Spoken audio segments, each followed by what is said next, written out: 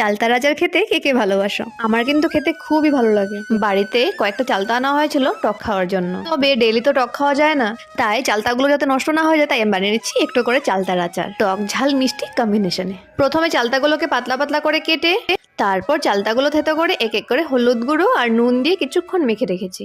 তারপর একটা তাওয়াতে 5 ফোড়ন একটু ভেজে নিয়েছি, আর 3টে শুকনো লঙ্কা আর একটু ধনে গরম তাওয়াতে টেলে নিয়েছি। গুড়টা পাক হয়ে যাওয়ার পর থেতো করে রাখা চালতাগুলোকে দিয়ে ভালো করে নেড়ে চেড়ে একটু সিদ্ধ হয়ে আসলে দিয়ে দিতে হবে একটু লঙ্কার গুঁড়ো। এবার শুকনো খোলায় ভেজে রাখা আচারের মশলাগুলোকে আমি থেতো করে নিচ্ছি।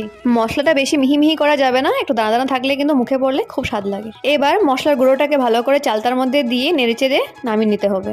বন্ধুরা, চালতা নষ্ট না করে এভাবে বানিয়ে রাখলে কিন্তু তোমরা যখন তখন চালতার আচার খেতে পারবে, যেহেতু গরমকালও চলে আসছে আর খেতে খুবই ভালো লাগবে। বন্ধুরা, এমন সহজ রেসিপিগুলো পেতে হলে আমার চ্যানেলটিকে অবশ্যই সাবস্ক্রাইব করো, আর আজকের ভিডিওতে একটি লাইক কমেন্ট শেয়ার অবশ্যই করে দিও। তাহলে চলো, টাটা।